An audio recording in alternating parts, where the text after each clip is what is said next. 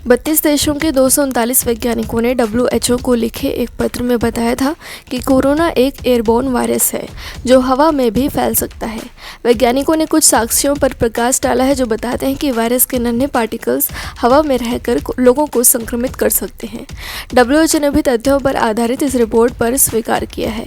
WHO ने कोविड-19 महामारी से जुड़ी टेक्निकल लीड डॉक्टर मारिया करखोव ने कहा कि कोरोना वायरस के हवा में होने के सबूत तो मिले हैं, लेकिन इस बारे में अभी स्पष्ट कुछ नहीं कहा जा सकता है।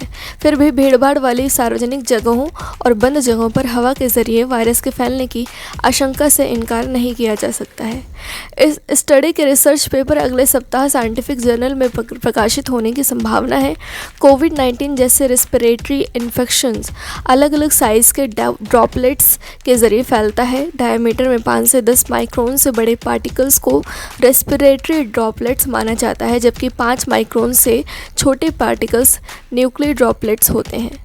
WHO के मुताबिक कोविड-19 का वायरस मुख्य रूप से रेस्पिरेटरी ड्रॉपलेट्स और कॉन्टैक्ट रूट्स के माध्यम से लोगों के बीच फैलता है। हालांकि वैज्ञानिकों द्वारा लिखे पत्र से पता चलता है कि ये एक एरोसोल ट्रांसमिशन यानी हवा के जरिए फैलने वाला संक्रमण भी हो सकता है। WHO के नज़रिए से देखें तो वायरस के ड्रॉपलेट्स खांसी, छींक या बोलते वक्त बाहर निकलते हैं, जो ग्रेविटी पावर के कारण लगभग 1 मीटर की दूरी तय करने के बाद ज़मीन पर गिर जाते हैं। इसके बाद वायरस के हवा में फैलने का सवाल ही नहीं उठता है।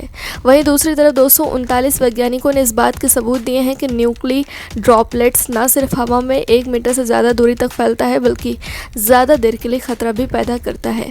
अगर वैज्ञानिकों के इस तर्क में सच्चाई है तो वाकई ये वायरस हमारी सोच से भी ज़्यादा खतरनाक है।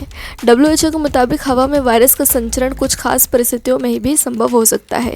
खुले में सांस लेने और पेट के बल लेटने के अलावा मरीजों को वेंटिलेटर से हटाने और ब्रोंचोस्कोपी इंटुबेशन से पहले मैनुअल वेंटिलेशन और non invasive positive pressure ventilation के समय इसका खतरा बढ़ सकता है। एक रिपोर्ट के मुताबिक WHO ने कहा है कि प्रारंभिक निष्कर्षों की सावधानीपूर्वक व्याख्या करने की ज़रूरत है। अगर इन साक्ष्यों की जांच की जाती है तो शोधकर्ता देखेंगे कि किस विशिष्ट परिस्थिति में एयरबोर्न वायरस का खतरा बढ़ रहा है। साथ ही वायरस कितनी देर तक हवा में रहता है और क्या उस निश्चित अवधि में वायरस लगातार संक्रमित करता है, ये भी देखना होगा। अगर ये संक्रमण हवा में भी लोगों का शिकार बना रहा है तो मास्क पहनने की ज़रूरत अब पहले से भी कहीं ज़्यादा होगी। इस एरोसोल ट्रांसमिशन से बचने के लिए लोगों ने N95 मास्क पहनने की अपील की जा सकती है, जिसे अस्पताल के डॉक्टर्स भी पहन रहे हैं। हालांकि मास्क की उपलब्धता और व्यक्ति की हेल्थ कंडीशन पर भी काफ़ी कुछ निर्भर करेगा।